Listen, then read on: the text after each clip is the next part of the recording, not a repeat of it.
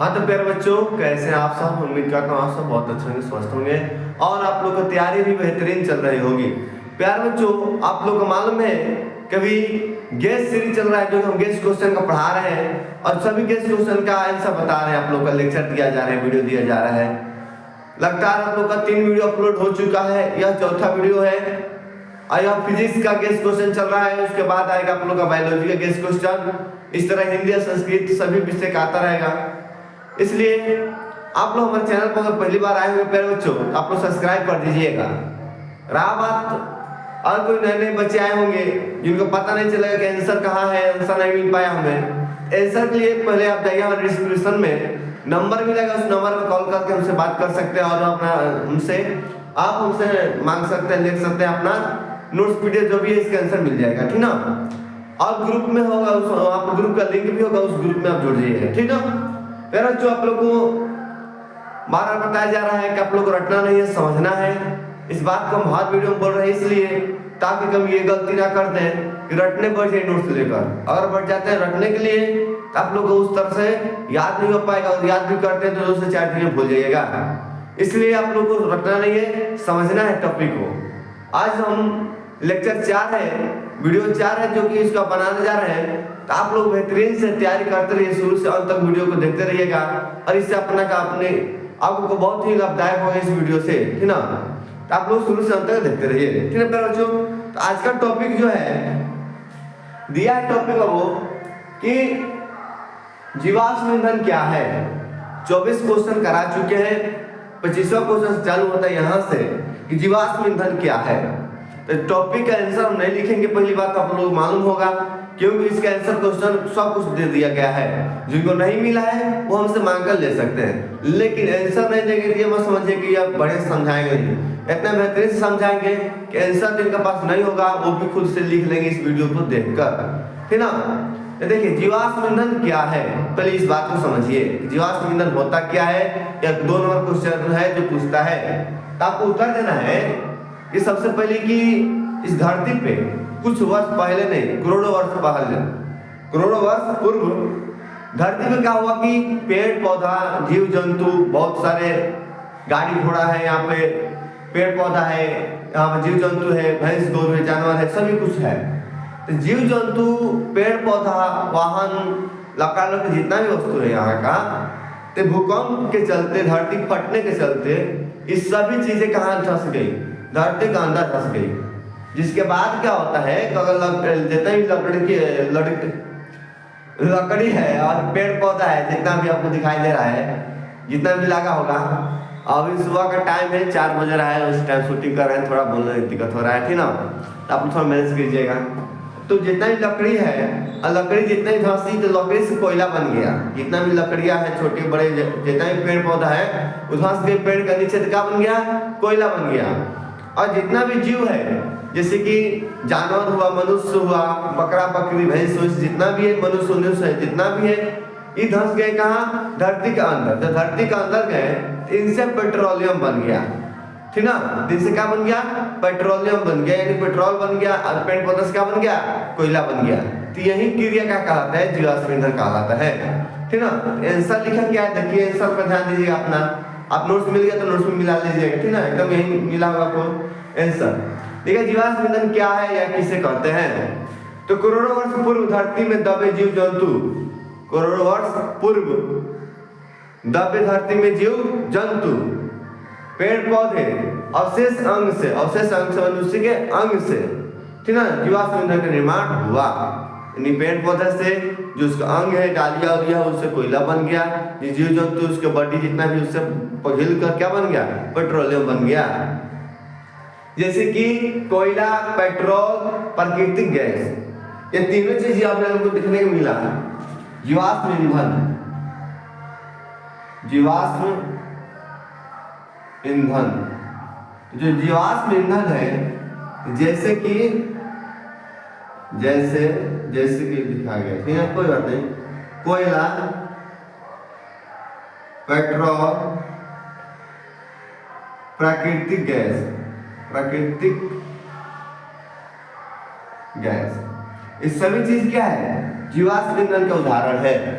जीवाश्म ईंधन कैसा हुआ कि करोड़ों वर्ष पूर्व धरती के अंदर दबे जीव जंतु पेड़ पौधे से उनका अवशेष अंग से बना जीवाश्म ईंधन का निर्माण हुआ, जैसे कि कोयला, पेट्रोलियम, ठीक है, पेट्रोल या पेट्रोलियम, प्राकृतिक गैस, ये सभी क्या है? जीवाश्म ईंधन। तो पूछता है कि जीवाश्म ईंधन के उदाहरण है सूर्य के प्रकाश, प्राकृतिक गैस या गोबर गैस या सौर कुकर, ये सब है। सब इसी में पढ़ना है कि ऊर्जा के स्रोत में ही पढ़ना है, सभी के चैप्टर में दिया है, ठीक ना। आपको बताना है कि क्या सा है, अगर पेट्रोलियम दे या प्राकृतिक गैस दे या कोयला दे, तो ये सभी क्या है? जीवाश्म ईंधन। उसके बाद जो चीज अब आता है ऊर्जा, ठीक जी। ऊर्जा होता है दो प्रकार का। ऊर्जा कितने प्रकार का होता है? दो प्रकार का। वो ऊर्जा का टॉपिक आता है, जीवाश्म ईंधन खत्म हुआ यहाँ से। ऊर्जा की बात करते हैं कि ऊर्जा कितने प्रकार के होते हैं, तो ऊर्जा दो प्रकार के होते हैं। ऊर्जा दो प्रकार के होते हैं, एक नाभिकीय ऊर्जा, पहला होता है कि नवीकरणीय और दूसरा होता है अनवीकरणीय ऊर्जा। नवीकरणीय ऊर्जा का मतलब होता है कि जो ऊर्जा समाप्त हो जाए और उसे पुनः इस्तेमाल या प्रयोग में किया जाए, इसे क्या कहते हैं? नवीकरणीय स्रोत कहते हैं। और अनवीकरणीय स्रोत किसे कहते हैं? तो ऐसा स्रोत जिन्हें एक बार इस्तेमाल करने के बाद पुनः इस्तेमाल ना किया जाए, उसे अनवीकरणीय स्रोत कहते हैं। ओके, देखिए ऊर्जा कितने प्रकार का हो? दो। नवीकरणीय हो गया, एक हो गया अनवीकरणीय, ठीक ना। तो नवीकरणीय कहता है कि वैसा स्रोत, वैसा ऊर्जा, ठीक है, जैसे वैसा ऊर्जा का स्रोत जिन्हें हम इस्तेमाल करें, खत्म भी हो जाए, पुनः भी इस्तेमाल करें, वैसे स्रोत को क्या कहते हैं? ऊर्जा का स्रोत कहते हैं, नवीकरणीय स्रोत कहते हैं। ओके, अनवीकरणीय स्रोत किसे कहते हैं? अनवीकरणीय ऊर्जा किसे कहते हैं? तो वैसा स्रोत जो किसी दिन समाप्त हो जाए, किसी ना किसी दिन समाप्त हो जाए, या इसे पुनः इस्तेमाल नहीं किया जाए एक बार इस्तेमाल करने के बाद, उसे क्या कहते हैं? अनवीकरणीय स्रोत कहते हैं, ठीक ना। देखिए नवीकरणीय ऊर्जा है और अनवीकरणीय, तो नवीकरणीय स्रोत और अनवीकरणीय स्रोत।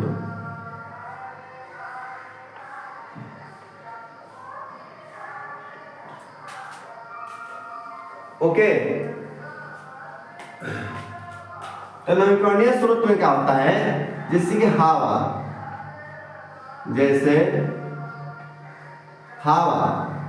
ठीक है। उसके बाद हुआ जल से बना बिजली, या बोल सकते हैं आप, ठीक है, हवा, जल। फिर से उसके बाद है सूर्य के प्रकाश, चाहे प्रकाश यहाँ पे लिख सकते हैं, सूर्य का प्रकाश, ठीक ना। ये सभी चीज, हवा जो है कभी खत्म नहीं होता है, या हवा को लेते हैं फिर से खत्म होता है, फिर से हवा को सांस लेते हैं। ओके, दूसरा बात जब जल है, जल के पीते हैं, फिर से उत्पन्न होता है, यानी कि धरती से नीचे से निकल जाते हैं, खत्म ही नहीं होता है, क्योंकि यह 75% धरती पर जल की मात्रा है। प्रकाश जो है, प्रकाश में हमें क्या होता है कि खत्म होने वाला नहीं है, जितना मन करे उतना प्रकाश को लीजिए, प्रकाश कीजिएगा तभी उतने ही प्रकाश आएगा, नहीं कीजिएगा तभी उतने ही सूर्य का प्रकाश आएगा। इसलिए ये क्या है? नवीकरणीय स्रोत है, यानी कि इसके इस्तेमाल करते हैं और पुनः भी इस्तेमाल करते हैं, यानी समाप्त नहीं होता है। और अनवीकरणीय स्रोत क्या है? कि वैसा स्रोत जिन्हें हम एक बार इस्तेमाल करें, पुनः उसको दोबारा इस्तेमाल ना किया जाए, उसे क्या कहते हैं? अनवीकरणीय स्रोत। जैसे कि पेट्रोलियम है, यह आज है कल नहीं रहेगा, ठीक है जी। यहाँ देखिए, इसके जैसे हवा हो गया ना जी, इसको पवन ऊर्जा बोल सकते हैं। फिर से सौर ऊर्जा होता है, पवन ऊर्जा, इसको लिख दीजिए, सबसे अच्छा रहेगा पवन ऊर्जा, या क्या लिखा जी? पवन ऊर्जा, सौर ऊर्जा, जल ऊर्जा इत्यादि। सौर ऊर्जा मतलब सूर्य प्रकाश से ऊर्जा, ठीक ना। सौर ऊर्जा और जल ऊर्जा, जल ऊर्जा, यही है, यही पर यही सब चीज यहाँ पे लिखा गया है। पवन ऊर्जा, सौर ऊर्जा और जल ऊर्जा, ये कौन सा ऊर्जा है? नवीकरणीय, ठीक है जी। अब आता है अनवीकरणीय स्रोत। नवीकरणीय स्रोत में क्या होता है कि वैसा स्रोत जिन्हें हम इस्तेमाल करें और पुनः इस्तेमाल ना किए जाए उसे क्या कहते हैं? अनवीकरणीय स्रोत कहते हैं। अभी आप लोग बारे में पता है जीवाश्म ईंधन क्या है। जीवाश्म ईंधन से जो बना है पेट्रोलियम कोयला, ये कभी ना कभी समाप्त हो जाएगा, क्योंकि इसका पुनः निर्माण नहीं हो रहा है। इसको देखिए, जो हवा है खत्म होता है पुनः आ जाता है, इसलिए इसका समाप्ति कभी नहीं हो सकता है। दूसरा बात, सूर्य का प्रकाश जो है वो प्रकाश आता है, खत्म यहाँ पे यूज कीजिए या ना कीजिए फिर से पुनः आता रहता है, इसीलिए इसका प्रकाश कभी खत्म नहीं हो सकता है। लेकिन कोयला जो है आज इस्तेमाल कर रहे हैं, हाँ पूर्वज ने इस्तेमाल किया है और आने वाला जनरेशन जो भी है वो भी इस्तेमाल करेगा।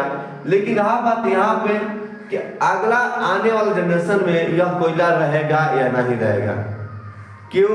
क्योंकि ये कोयला एक जगह बन चुका है, इसका इस्तेमाल खुदाई करके निकाला जा रहा है। आगे आने वाला समय कभी तो कभी दिन ये समाप्त हो जाएगा, क्योंकि वहां पर निर्माण फिर से नहीं हो रहा है। अगर पुनः निर्माण होता तब ऐसा ये होता कि नहीं समाप्त नहीं हो सकता है, लेकिन यहाँ पर क्या हो रहा है कि पुनः निर्माण इसका नहीं हो रहा है जीवाश्म ईंधन का, तो ये संभावना है कि आने वाले समय में कभी न कभी समाप्त हो सकता है। ओके, तो यहाँ सबसे पहले लिख देंगे जीवाश्म ईंधन, जीवाश्म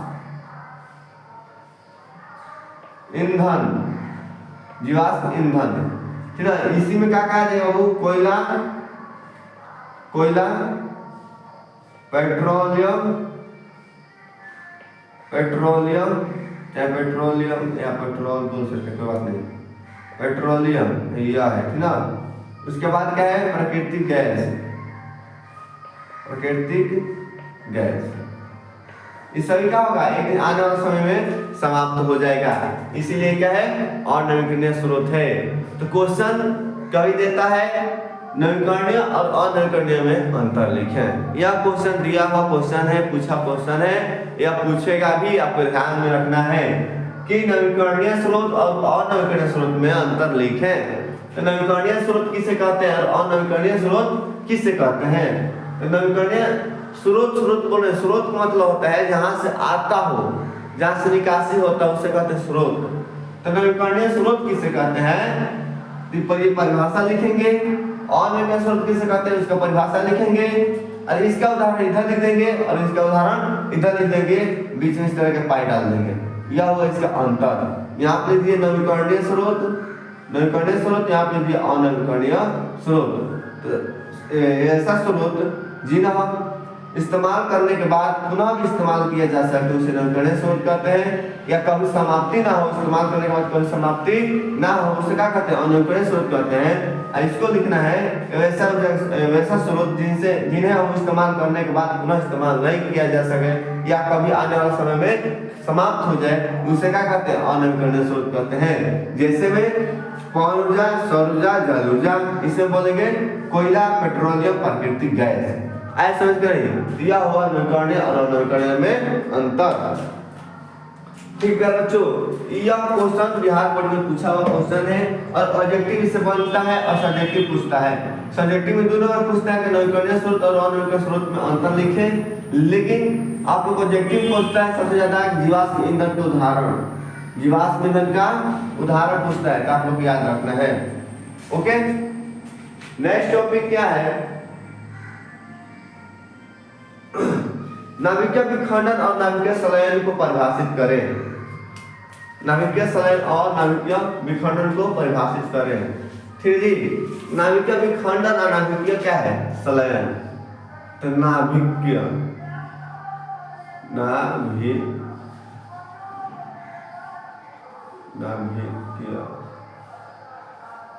नाभिकीय नाभिक के बारे में बात हो रहा है और इसका विखंडन और संलयन, विखंडन और संलयन, नाभिकीय विखंडन और नाभिकीय संलयन को परिभाषित करें या कीजिए। तो पहली बात, नाभिकीय होता क्या है? नाभिकीय होता क्या है? आप लोग जानते हैं कोई परमाणु को जो केंद्रक होता है, ठीक है जी, उसके अंदर क्या होता है, नाभिक होता है। नाभिक के अंदर क्या होता है, इलेक्ट्रॉन और प्रोटॉन होता है। तो यही नाभिक जो होता है केंद्रक होता है, उसे क्या कहते हैं, नाभिक कहते हैं। तो कोई भी परमाणु के अंदर ये नाभिक को पाया जाता है, ठीक ना। अब से नाभिकीय विखंडन, नाभिकीय विखंडन या नाभिकीय संलयन। तो विखंडन का मतलब होता है टूटना, नाभिक का मतलब क्या होता है, टूटना, और संलयन का मतलब है जुटना, ठीक है जी, जुटना लिख दीजिए, ठीक है। यानी कि यहाँ पे क्या होता है, एक बड़ा नाभिक दो नाभिक में टूट जाता है, एक बड़ा नाभिक दो नाभिक में टूट जाता है। और यह क्या होता है कि दो नाभिक एक बड़ा नाभिक का निर्माण कर देता है, एक बड़ा नाभिक का निर्माण कर देता है, समझे। यह है, यहाँ पे क्या हो रहा है कि टूट रहा है, सॉरी यहाँ पे जुट रहा है, क्या हो रहा है, जुट रहा है। यहाँ क्या हो रहा है, अलग अलग हो रहा है, टूट रहा है यहाँ पे, ठीक ना। इसलिए यहाँ पे अलग हो रहा है, यहाँ क्या हो रहा है, जुट रहा है। तो जुटने की क्रिया कहेंगे संलयन और टूटने की क्रिया कहेंगे विखंडन, समझे। अब देखिए ये टूट रहा है, यानी कि आप देखोगे एक लड्डू होता है, एक लड्डू होता है, लड्डू। तो जो लड्डू होता है आप लोग बुनिया से बना होता है, एक एक बुनिया से मिलकर क्या होता है, लड्डू बना होता है। तो लड्डू को जैसे आप फोड़िएगा तो कुछ इधर टुकड़ा हो जाता है, कुछ इधर टुकड़ा हो जाता है, कुछ इधर टुकड़ा हो जाता है, 3-4 भाग में क्या होता है, टूट जाता है। तो यहाँ पर लड्डू को टूटना क्या होता है, लड्डू यहाँ पर टूट गया, एक भाग में, 2 भाग में और 3 भाग में। तो लड्डू को 3 भाग में टूटना हो गया, लड्डू विखंडन। इस तरह नाभिक को एक नाभिक, एक बड़े नाभिक 2 भाग में, चाहे 2 से अधिक भाग में टूट जाए, उससे कहते हैं नाभिक विखंडन। अब यहाँ पे नाभिक संलयन क्या है, नाभिक संलयन यानी कि छोटे छोटे बुनिया, जो बुनिया होता है, जो ठीक है बनता है, बेसन का बनता है, बुनिया छान कर उसको एक क्या किया जाता है, अलग अलग बुनियों को एक में उसको धाकर हाथ में दाब कर इस तरह की मुट्ठी में बांध दिया जाता है, एक लड्डू का निर्माण हो जाता है। एक लड्डू का क्या होता है, निर्माण हो जाता है। ये अलग अलग बुनिया को क्या किया जाता है, एक में बांध दिया जाता है, एक लड्डू का निर्माण होता है। यानी कि अलग अलग नाभिक को जोड़ने पर एक नाभिक संलयन हो जाता है। और यहाँ पे एक नाभिक को टूटने पर नाभिक का विखंडन हो जाता है। तो यह नाभिक का विखंडन और नाभिक का संलयन, ठीक ना। परिभाषा आप दे सकते हैं कि ऐसा विखंडन जिसमें जब कोई एक बड़ा नाभिक 2 भागों में टूट जाए उसे कहते हैं कि नाभिक का विखंडन। अलग अलग 2 या 2 से अधिक नाभिक एकजुट कर एक बड़े नाभिक का निर्माण कर देते हैं, उसे क्या कहते हैं, नाभिक के संलयन कहते हैं। यह हुआ इसका नाभिक विखंडन और नाभिक संलयन का अंतर या परिभाषा। इस तरह का आप लिख सकते हैं, नाभिक विखंडन और नाभिक संलयन अंतर लिखे तभी लिखा सकता है, और नाभिक विखंडन क्या है तभी भी लिख दीजिएगा, नाभिक संलयन क्या है तभी आप लिख दीजिएगा। इसके आंसर सब हम दे चुके हैं, क्वेश्चन आप पीडीएफ बना चुके हैं, आप लोग बस मैसेज करना ले लेना है, ओके। अगर मैसेज पर रिप्लाई नहीं मिल सकता है तो आपको कॉल तुरंत उस टाइम कॉल लेना है, क्योंकि उस टाइम कहीं अगर बिजी है कुछ काम में तो आपको रिप्लाई ना मिल सके। लेकिन अधिकांश ये होता है कि हम उसको रिप्लाई दिया जाता है, ठीक है। आप लोग टॉपिक कितना समझ आ रहा है क्या रोजो, आप लोग कमेंट में बताना बेहद ही जरूरी है कि हमारा पढ़ाया हुआ क्वेश्चन, हम बताया हुआ सवाल आपको कितना समझ आ रहा है, आप हमें जरूर बताएं, ओके। आइए नेक्स्ट टॉपिक है कि घरेलू विद्युत परिपथ में श्रेणी क्रम संयोजन का उपयोग क्यों नहीं किया जाता है, ओके।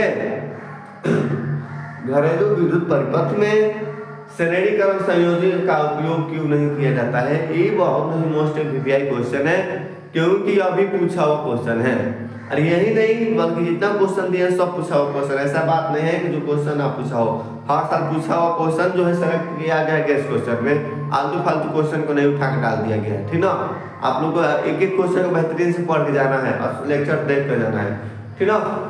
घरेलू विद्युत परिपथ में श्रेणी क्रम में क्यों नहीं जोड़ा जाता है, तो सबसे बड़ी बात यह है कि क्यों नहीं जोड़ा जाता है, तो किस में जोड़ा जाता है, यानी कि घरेलू में जितना घर में वायरिंग हो रहा है किस क्रम में जोड़ा जाता है, तो समांतर क्रम में जोड़ा जाता है।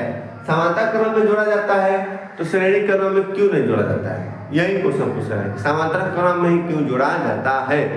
तो पहले इस बात को परिभाषित लिखने के लिए समझिए, अगर आप समझोगे तो आगे पीछे 2-4 लाइन का लिख सकते हैं, कोई दिक्कत नहीं है। लेकिन नहीं समझोगे तो लिखने में कठिनाई होगी और इस बात को आपको याद भी नहीं होगा कि क्या समझाया गया था, क्या पढ़ा गया था। तो रटे होंगे तब तो भूल गए होंगे, बिहार बोर्ड में जाकर बैठ कर भूल जाइएगा, लेकिन समझे होंगे। जो ही बात आपको समझ आया है वो अगर अपने शब्दों में उत्तर दे देते हैं तो आपको नंबर एकदम पक्का गारंटी के साथ मिलेगा तो मिलेगा। क्योंकि बिहार बोर्ड का रूल यह है कि विद्यार्थी अपने ही शब्दों में उत्तर दे, क्योंकि यहाँ पे एग्जामिनर जो चेक करता है काफी, वो बच्चों को अपने खुद से कितना लिखा है इस बात पर नंबर देता है। किसी की किताब को उठा कर लिखिएगा तो उस पर नंबर मिलने वाला नहीं है।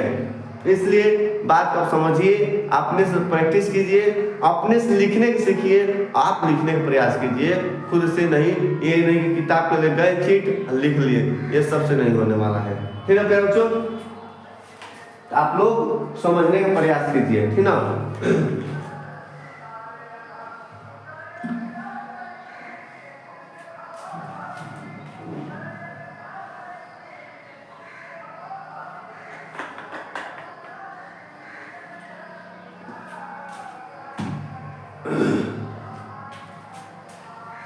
देखिए समांतर क्रम का होता है, एक धारा यहां से आता है, एक इधर निकल गया, एक इधर निकल गया, एक इधर निकल गया, ठीक ना। इस रूम में एक यहाँ पे रूम है, यहाँ पे चल गया, यहाँ पे रूम है, अगल बगल रूम है, इसमें सभी में चल गया। ये क्या हो गया? समांतर क्रम हो गया। अब एक होता है श्रेणी क्रम। अब यही तार क्या है, यहाँ पे रूम है, यहाँ पे रूम है, एक यहाँ पे रूम है, तो यही तार क्या होगा, इधर जाएगा, इसमें से घूमकर इसमें आएगा, इसमें से घूमकर इसमें आएगा, इस तरह। ये अगर श्रेणी करने एक ही लाइन हो, एक ही वो पंखा हो, एक ही बल्ब हो गया, यहाँ पे टीवी बना दीजिए, एक टीवी हो गया, यहाँ पे एक मोटर बन गया, यहाँ पे, ठीक है। तो कहने का मतलब ये है, इसे कहते हैं श्रेणी क्रम, श्रेणी क्रम, इसे कहते हैं समांतर क्रम।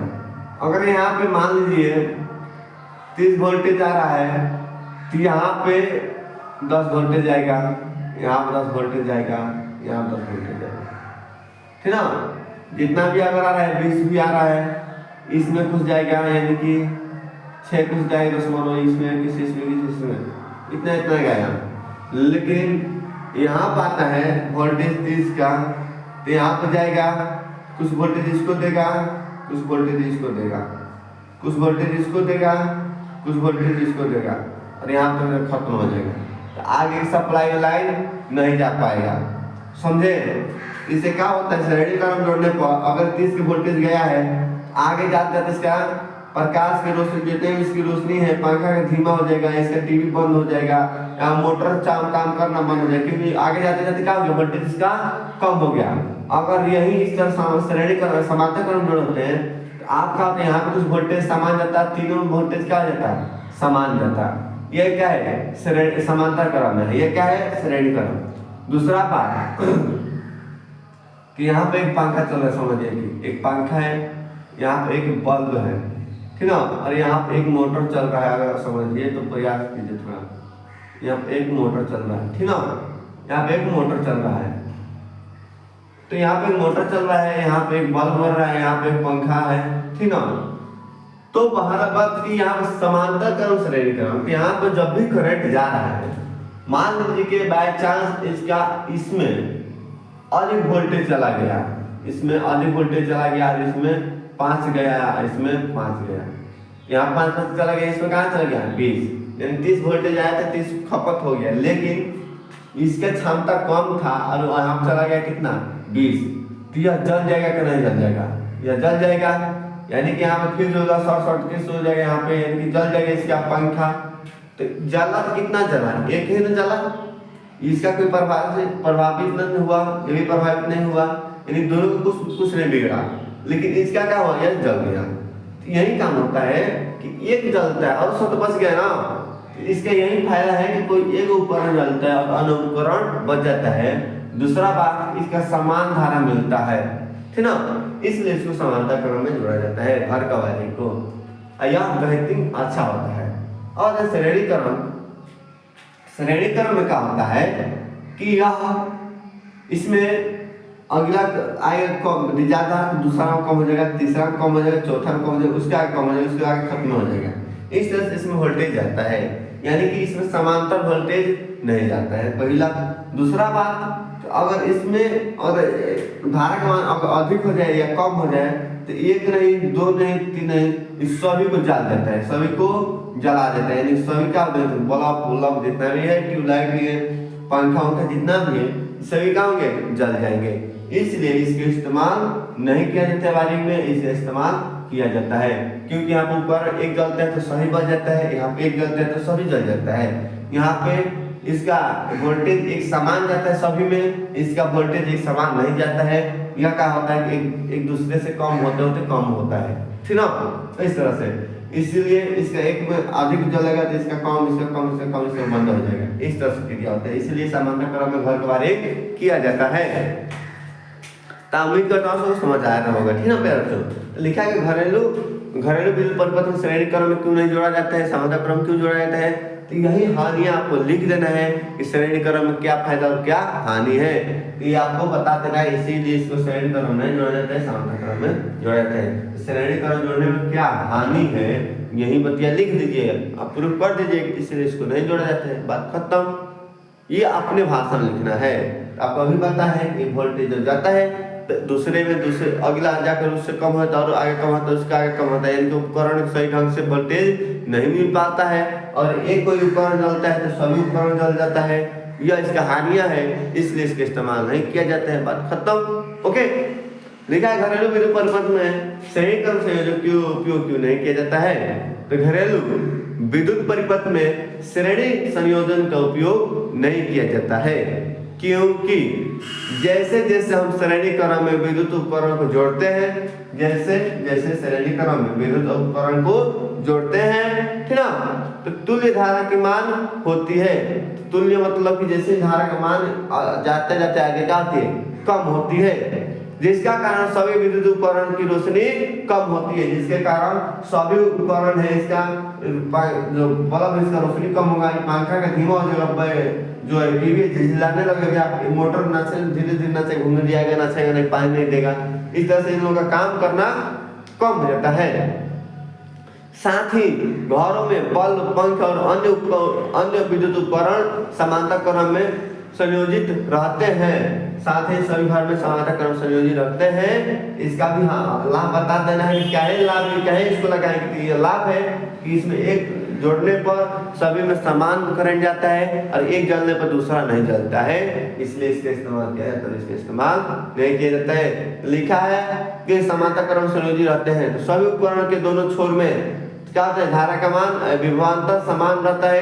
फ्यूज जलने पर दूसरे के धारा का मान प्रवाहित बंद नहीं होता है, यानी कि यहाँ पे कोई उपकरण जलता है दूसरा भी नहीं जलता है। यही सब क्रिया है जो कि इसको इस्तेमाल ना करके इसको इस्तेमाल किया जाता है, आप खुद से लिख सकते हैं प्यारे बच्चों, ठीक ना। नेक्स्ट आता है उत्तल दर्पण और अवतल दर्पण में दो उपयोग लिखे, दो उपयोग लिखे। क्वेश्चन पूछता है दो को कि उत्तल दर्पण और अवतल दर्पण में दो उपयोग लिखे। उत्तल दर्पण का दो उपयोग लिख देना है और अवतल दर्पण का दो उपयोग लिख देना है, ठीक ना। तो आप लोग ये बहुत ही इंपॉर्टेंट है, आप लोग समझ के जाना है, ठीक ना। पहली बात समझिए कि उत्तल दर्पण और अवतल दर्पण में दो उपयोग लिखना है। तो उत्तल दर्पण कैसा होता है और अवतल दर्पण कैसा होता है, तो आप लोग यहाँ पे देखे हैं, यहाँ पे बाहरी से इस तरह होता है, तो ये अवतल हो गया, और जो इधर होता है इस तरह, ये क्या हो गया, उत्तल हो गया। उत्तल दर्पण ये क्या हो गया, अवतल दर्पण। ओके, दूसरा बात कि उत्तल दर्पण और अवतल दर्पण का उपयोग लिखना है, ठीक ना। तो उत्तल दर्पण है, इसमें कोई भी चीज वस्तु का प्रतिबिंब कैसा बनता है, तो छोटा बनता है, इसमें क्या होता है, बड़ा बनता है, ठीक ना। इसे क्या होता है, बड़ा बनता है, इसे क्या होता है, छोटा बनता है। इन चीजों का उपयोग लिखना है ना। तो छोटा बनता है तो जो कार जितनी भी चलती है तो साइड में जो एक शीशा लगा होता है, जो ड्राइवर चलाता है, कार चला रहा है, शीशा तक पीछे गाड़ी आ रही है, कौन नहीं आ रही है, तो देखने के लिए साइड में शीशा लगा होता है, लेफ्ट और राइट दोनों साइड।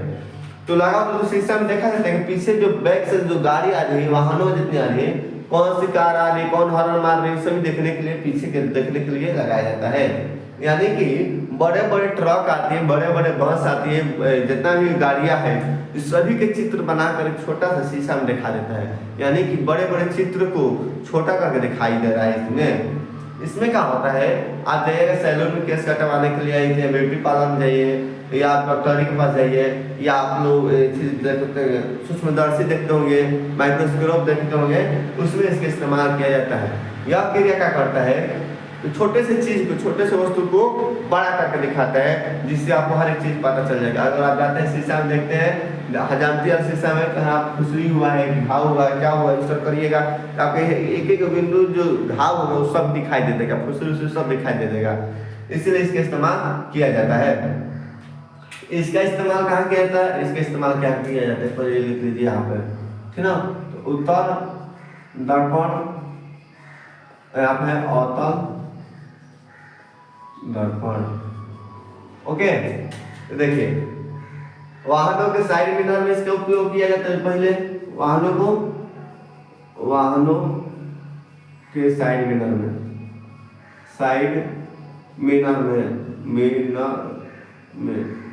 इसका कहाँ इस्तेमाल किया जाता है, तो सौर कुकर में इसका इस्तेमाल किया जाता है बाबू, सौर कुकर में इसका इस्तेमाल किया जाता है, सौर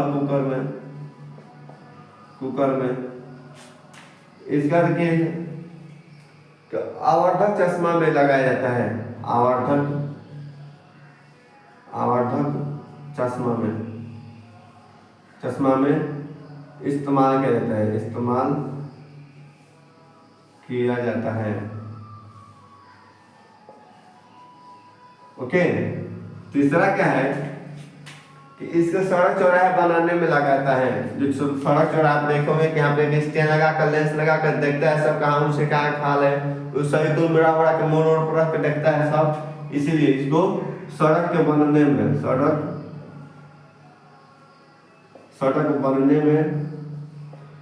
इस्तेमाल किया जाता है। इस्तेमाल इंजीनियर सब करता है सब, है ना, इस्तेमाल किया जाता है। या जो घर बनता है ना, तो वहाँ पर भी इंजीनियर इस्तेमाल करते हैं, दर्पण का इस्तेमाल किया जाता है।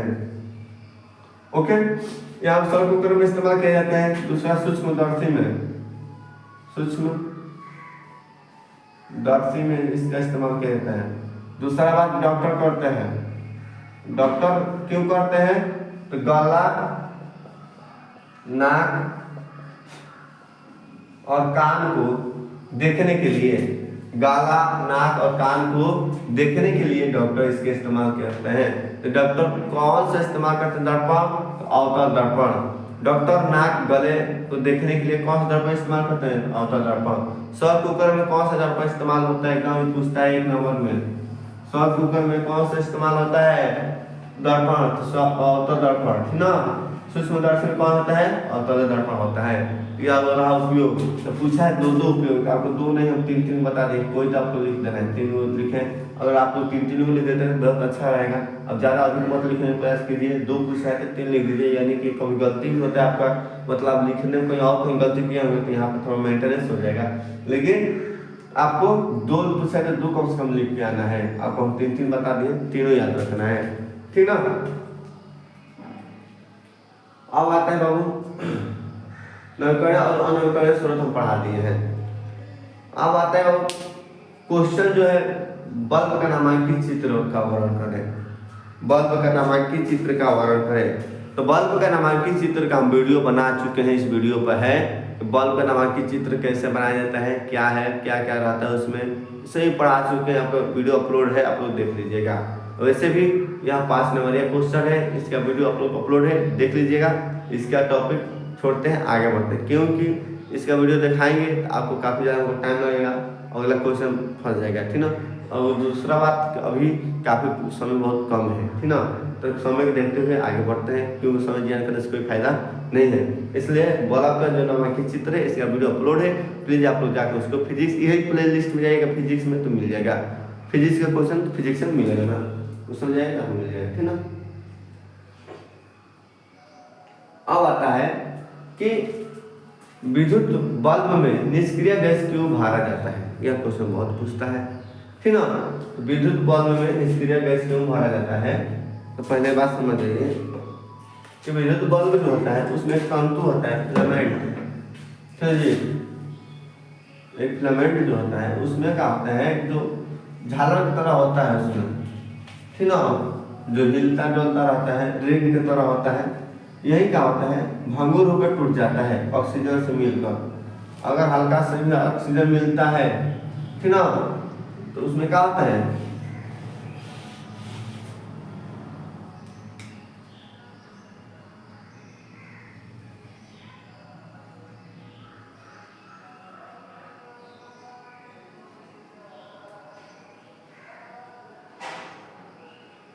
तो ये जो फिलामेंट दिखाई दे रहा है आपको, ये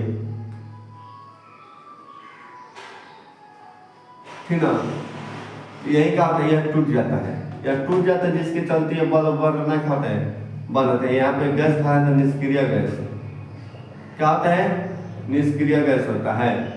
तो यही टूटने के चलते लगाए थे। टूटता कब है, तो यह ऑक्सीजन से संपर्क करके क्या होता है, टूट जाता है, जिसके चलते यहाँ पे इसका इस्तेमाल नहीं किया जाता है। यहाँ पे ऑक्सीजन का इस्तेमाल नहीं किया जाता है, निष्क्रिय गैस का इस्तेमाल किया जाता है। तो विद्युत बल्ब का तंतु टंगस्टन का बना होता है। यह क्वेश्चन बहुत ही इंपॉर्टेंट है।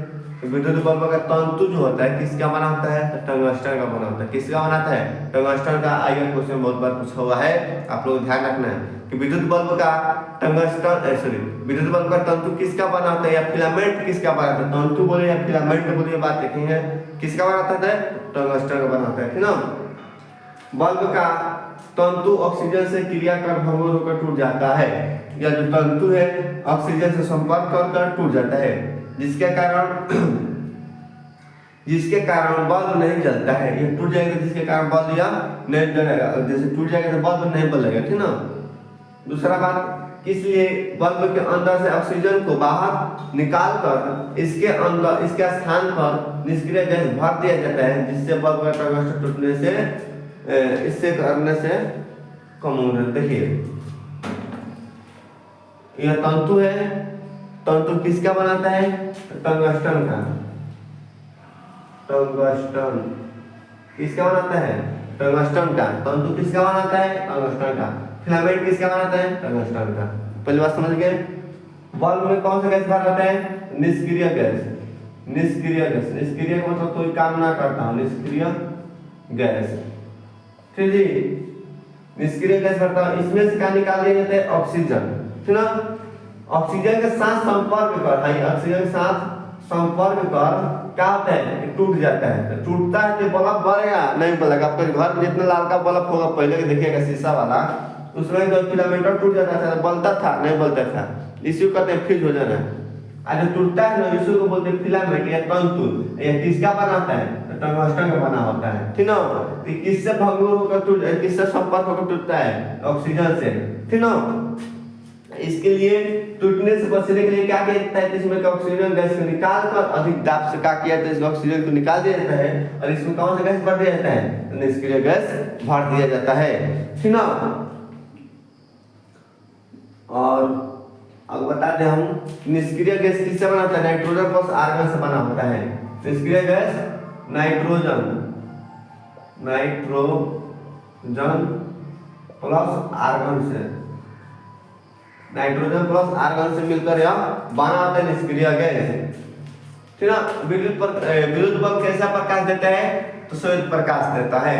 विद्युत बल्ब कैसा देता है, तो बल्ब ये जो है श्वेत प्रकाश देता है। विद्युत बल्ब का 27 डिग्री सेल्सियस पर बंद हो जाता है, यानी कि यह कितना डिग्री सेल्सियस पर खत्म हो जल जाता है, तो 2700 डिग्री सेल्सियस जो होता है, 2700 डिग्री सेल्सियस जो होता है, तो इसका बल्ब तंतु का टूट जाता है। और इसमें कौन सा गैस भरा होता है, तो निष्क्रिय गैस भरा होता है। फिलामेंट किसका भरा होता है, टंगस्टन का, ठीक ना। हो गया बात खत्म। टंगस्टन का गलनांक होता है, इतना पर जलता है, बल्ब जलना शुरू होता है। जलता कब है, मतलब कि टूट कब जाता है, तो कहता है 3400 डिग्री, 34 डिग्री सेल्सियस जो है, इस पे क्या होता है कि बल्ब, इसका फिलामेंट टूट जाता है। कितना पर बढ़ना शुरू होता है, 2700 डिग्री सेल्सियस जब होता है कितना पर क्या होता है, यह जलने लगता है, यानी श्वेत प्रकाश देने लगता है। प्रकाश कैसा देता है, तो श्वेत प्रकाश देता है, श्वेत प्रकाश देता है। यह आपका सभी ऑब्जेक्टिव करा दी होगी बल्ब बारे में, बल्ब बारे में आप खूब अच्छे से पता है। फिर भी आपको यहाँ बता दिए कि इसमें कौन सा गैस भराता है, निष्क्रिय गैस। निष्क्रिय गैस किसके कौन कौन सा गैस से मिलकर बना होता है, तो नाइट्रोजन प्लस आर्गन से मिलकर बना होता है। फिलामेंट किसका बनाता है, टंगस्टन का बना होता है। तंतु किसका बनाता है, टंगस्टन बनाता है। बल्ब कौन सा गैस भरा जाता है, निष्क्रिय गैस भरा जाता है। बल्ब कितना पर कितना डिग्री पर अपना श्वेत प्रकाश देना उत्पन्न कर देता है, 2700 डिग्री सेल्सियस पर प्रकाश उत्पन्न कर देता है देना। कितना पर ये टूट जाता है फिलामेंट, तो 3700 डिग्री सेल्सियस पर क्या होता है, यह टूट जाता है, भंगुर होकर टूट जाता है। यानी कि ऑक्सीजन से संपर्क में क्या होता है, तो फिलामेंट भंगुर होकर टूट जाता है, जिसके कारण क्या निवारण है, निष्क्रिय गैस भरना। यह हुआ आपका बल्ब के बारे में जानकारी खत्म बात। अब यहाँ पर हल्का सा इसका नाम उम जानने के लिए, बेहतरीन चित्र बनाने के लिए इस सब चीज उसमें बता दिए, आप लोग प्लीज उसको एक बार जाकर देख लीजिएगा, है ना। निष्क्रिय गैस क्यों भरा रहता है आपको मालूम चल गया। अब आते हैं बाबू कि तारे क्यों टिमटिमाते हैं, तारे क्यों टिमटिमाते हैं। आप तो जानते हैं कि वायुमंडल है, वायुमंडल में अगर छोटे छोटे कण हैं, सूक्ष्म कण हैं, जिससे सूर्य का प्रकाश आते हैं और टकराकर परिकिरण क्रिया होता है, परिकिरण। तो इससे क्रिया से होता क्या है कि प्रकाश फैलता है, और जहाँ प्रकाश फैलेगा वहाँ उजाला होगा, जहाँ उजाला नहीं होगा यहाँ पर अंधेरा दिखाई देगा। अगर यही बल्ब जिसके बल्ब बढ़ रहा है, करंट दे दिए तो बल्ब बढ़ गया, करंट ऑफ किए तो बुझ गया। अब ऑन ऑफ कीजिएगा तो हम क्या होगा, बल्ब बढ़ेगा बंद होगा, बढ़ेगा बंद होगा, बढ़ेगा बंद होगा, यानी कि घूम घाई करने लगे, जिस लगा के यह बढ़ रहा है, जल रहा है, टिपटिपा रहा है ना, इस तरह से होता है। इसी तरह लिखा है तारे क्यों टिमटिमाते प्रतीत होते हैं, ठीक ना। तो हमारे पृथ्वी, तारे हमारे पृथ्वी से बहुत दूर होते हैं। हमारी पृथ्वी यहाँ पे, तारे यहाँ पे बहुत काफी दूर है, इसके बीच में डिस्टेंस क्या है, बहुत अधिक है, ठीक ना। तब तारे हमारे पृथ्वी से बहुत ही दूर होते हैं। तारे से चलने वाले प्रकाश की किरणें विभिन्न वायुमंडलीय अपवर्तन के बाद हमारे आंखों तक पहुंचता है, जिसके कारण तारे टिमटिमाते हुए प्रतीत होते हैं। हमारे तारे यहाँ पे, तारे यहाँ पे थी ना, कैसे ऐसा बना था जी, यहाँ पर स्टार हो गया थी, तारा हो गया, यहाँ पे क्या है, पृथ्वी है, यहाँ क्या है, वायुमंडलीय अपवर्तन है, यहाँ पे हवा है, ठीक ना। यहाँ पे जब इसका प्रकाश आता है टकराता है इधर इधर इधर इधर इधर, ठीक ना, ऐसे टकराते हैं और आगे तक यहाँ पे आता है, ठीक ना। यहाँ पृथ्वी है, यहाँ पे आता है अगर, ठीक जी, यहाँ तक लाता है। तारे देखना अब वायुमंडलीय अपवर्तन हो रहा है कि नहीं, यहाँ पर टकरा निकल रहा है, यही वायुमंडलीय अपवर्तन के कारण यहाँ क्या होता है कि यहाँ पे तारे टिमटिमाते हुए प्रतीत होते हैं, समझे, यही है। हमारे पृथ्वी से तारे क्या है, बहुत ही दूर है, जिसका प्रकाश हमारे आंखों तक आने में वायुमंडलीय अपवर्तन क्रिया होती है, इसलिए क्या होती है, तारे टिमटिमाते हुए प्रतीत होती है। ओके, नेक्स्ट टॉपिक है सूर्योदय और सूर्यास्त के समय सूर्य लाल क्यों दिखाई पड़ता है। सूर्योदय और सूर्यास्त के समय सूर्य लाल दिखाई क्यों पड़ता है। तो देखिए सूर्य यहाँ पर अगर है, यहाँ पे है सूर्य, है ना,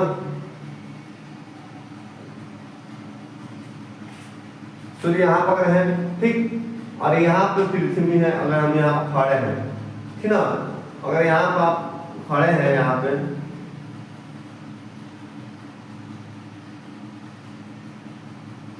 आप यहाँ खड़े हैं, जब इसका प्रकाश जब चलेगा, इसका जब प्रकाश चलेगा तो यहाँ पे बहुत ही वायुमंडलीय है, यहाँ छोटे छोटे कण है, तो यहाँ पे छोटे छोटे कण से क्या होता है, प्रकाश टकराता है, छोटे छोटे कण क्या होता है, प्रकाश टकराता है और फैलता है इस तरह, ठीक ना। आप लोग जानते हैं कि बैगनी जो रंग होता है, चाहे नीला, बैगनी, इसका परिकिरण सबसे अधिक होता है, और लाल का परिकिरण क्या होता है, कम होता है। परिकिरण मतलब टूटना, बैगनी कलर सबसे क्या होता है, टूटता है अधिक, लाल का होता है कम टूटता है। और लाल को छोड़ के जितना भी रंग है सबका परिकिरण मतलब होता है, लेकिन लाल का परिकिरण बहुत ही नाम मात्रा में होता है, यानी परिकिरण उतना नहीं होता है लाल का। इसीलिए जहां तक ले कोई रंग नहीं जाएगा वहां तक कौन रंग चला जाएगा, लाल रंग चला जाएगा। यानी कि यहाँ से सूर्य से पृथ्वी तक बीच की दूरी जो है इसमें वायुमंडलीय है, वायुमंडलीय में छोटे छोटे कण है, जब सूर्य का प्रकाश आता है इस पर टकराता है, इस सभी का परिकिरण हो जाता है, वही में छितरा जाता है रंग। लेकिन कौन है छितराता है, लाल रंग का परिकिरण नहीं होता है, जिसके चलते लाल रंग ही हमारे आंखों तक पहुंच पाता है। इससे हमको सूर्योदय लाल दिखाई देते हैं, और सूर्योदय टाइम सूर्यास्त के समय भी हमको लाल ही दिखाई देते हैं। तो सूर्योदय और सूर्यास्त के समय सूर्य हमें काफी दूर होते हैं, सूर्य हमें काफी दूर होते हैं, जिसके कारण सूर्य के प्रकाश के बहुत से कोणों से परिकिरणित होता है, बहुत से छोटे छोटे कोणों से परिकिरणित होता है, ठीक ना। इसमें नीले रंग का परिकिरण अधिक होता है, इस नीले रंग का परिकिरण क्या होता है, अधिक होता है, यानी बैगनी या नीला वही बात है, नीले रंग का अधिक होता है, लेकिन नीला हमारे आंखों तक नहीं पहुंच पाते, परिकिरण होने के कारण उधर ही रह जाता है, आंखों तक नहीं पहुंच पाते हैं। अर्थात लाल रंग ही हमारे आंखों तक पहुंच पाता है, जिसके कारण सूर्योदय और सूर्यास्त के समय सूर्य ही हमें लाल दिखाई पड़ता है। यही कारण है कि परिकिरण बैगनी या नीला का वही हो जाता है, पीछे हो जाता है, जिसके कारण हमारे आंखों तक नहीं पहुंच पाता है। लेकिन लाल रंग का परिकिरण नहीं होता है, वह होता क्या होता है कि मेरे आंखों तक पहुंच जाता है, इसका परिकिरण नहीं होता, टूटता नहीं है, इसलिए हमारे आंखों तक पहुंच जाता है, जिसके चलते हमको लाल ही दिखाई पड़ता है। ओके, और इंद्रधनुष किसे कहते हैं, इंद्रधनुष किसे कहते हैं। इंद्रधनुष क्या होता है, अगर जब भी आप लोग देखोगे बरसात होता है, कभी बरसात होता है, अब बरसात के फलस्वरूप बरसात के बाद क्या होता है कि एक पट्टी दिखाई पड़ती है जिसमें 7 रंग होते हैं, वही 7 रंग को क्या कहते हैं, इंद्रधनुष कहते हैं, वर्णपट कहते हैं, अच्छा वर्ण विक्षेपण कहते हैं, ठीक ना जी। वर्ण विक्षेपण प्रिज्म निकालना है, वर्ण विक्षेपण कहलाता है। जब सूर्य प्रकाश एक प्रिज्म से गुजरता है तो 7 रंग में विभाजित हो जाता है, क्या कहते हैं, वर्ण विक्षेपण, या उसी को वर्ण प्रकाश को वर्ण विक्षेपण कहते हैं। इसको देखिए क्या कहा जाता है बाबू, इंद्रधनुष कहा जाता है, ठीक ना जी, रेनबो है, ठीक ना, रंगीन पट्टी दिखाई पड़ती है, ठीक है। इंद्रधनुष किसे कहते हैं, तो वर्षा के बाद वर्षा होने के बाद जब हम सूर्य चमकता है, जब सूर्य चमकता है और हम सूर्य की ओर पीठ करके खड़े होते हैं, तो हमें कभी कभी आकाश के अर्धवृत्ताकार रंगीन पट्टी दिखाई पड़ती है। इसे ही अर्धवृत्ताकार मतलब आधा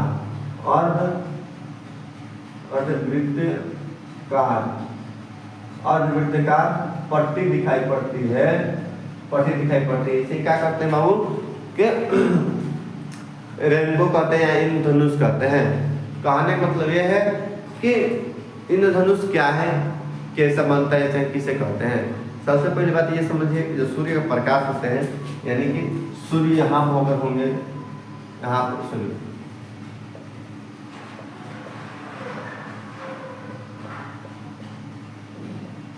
यहाँ सूर्य है, ओके, यहाँ सूर्य है, यहाँ पे हमारा पृथ्वी है, और इधर देखिएगा कि पट्टी इस तरह दिखाई देगा, इस तरह, इसमें 7 रंग होता है, ठीक जी, इसमें 7 रंग होता है, ठीक। यह पट्टी आपको दिखाई देगा इस तरह। तो आप खड़े किस तरह होना है, अगर सूर्य का मुंह रख के खड़े हुए तो दिक्कत होगा, सूर्य की ओर पीठ करके, यानी कि यहाँ खड़े हुए और आपका फेस किधर होना चाहिए, इधर होना चाहिए, और आपका हाथ मतलब इधर होना चाहिए, पीठ किधर होना चाहिए, पीछे होना चाहिए, समझे नहीं समझे। आप देखिएगा कि यहाँ पे एक पट्टी दिखाई देता है, और पट्टी किसा होता है, अर्धवृत्ताकार होता है, अर्धवृत्ताकार होता है। यह पट्टी दिखाई देता है, यह कितना रंग में होता है, 7 रंग में होता है, ठीक ना। यही कारण है कि यहाँ पे एक हमारा जब सूर्य के दिशा, सूर्य के विपरीत, यानी सूर्य की ओर पीठ करके हम सूर्य के विपरीत देखते हैं, एक अर्धवृत्ताकार पट्टी दिखाई पड़ती है, जिसे क्या कहते हैं, इंद्रधनुष कहते हैं, इंद्रधनुष कहते हैं, क्या कहते हैं, इंद्रधनुष कहते हैं। समझे नहीं समझे, ये आपका क्वेश्चन आपका, ठीक ना। तो प्यारे बच्चों, काफी ज्यादा टाइम हो चुका है, लंबा भी वीडियो हो रहा है, आप लोग इतना ही देखिए और अच्छे से तैयारी कीजिए। और यहाँ पर ऑफलाइन का भी टाइम हो चुका है, बच्चा सब आने का टाइम हो गया है, ऑफलाइन भी बच्चा आएगा सब, ठीक ना। इसलिए आप लोग को हम यहीं पर विराम देते हैं अपना वाणी को, ठीक ना। और आप लोग कितना समझ रहे हैं कितना नहीं, हमारे वीडियो के माध्यम से आप कितना समझ पा रहे हैं कमेंट में आप सब जरूर बताएं, ठीक ना। क्योंकि काफ़ी ज़्यादा मेहनत किया जा रहा है आप लोग के लिए, और आप लोग को एक वीडियो भी बना के भेजे हुए थे कि कितना क्या काम किया जाता है, किस तरह बनाते हैं वीडियो, कहाँ पर आते हैं, अपने घर पर नहीं बनाते हैं, अपने घर से दूर आते हैं 2-3 किलोमीटर, तब जाके हमें शूटिंग होता है क्लास में, ठीक ना। इसलिए आप लोग हमें सपोर्ट करते रहिए और अपना बेहतरीन तैयारी करते रहिए। लाइक कमेंट नहीं कीजिएगा चलेगा, लेकिन अपना बेहतरीन तैयारी करते रहिए, यह सबसे बहुत जरूरी काम है, ठीक ना। प्यारे बच्चों ठीक है, मिलते हैं अगले वीडियो में, तब तक ले जय हिंद जय भारत, टेक केयर।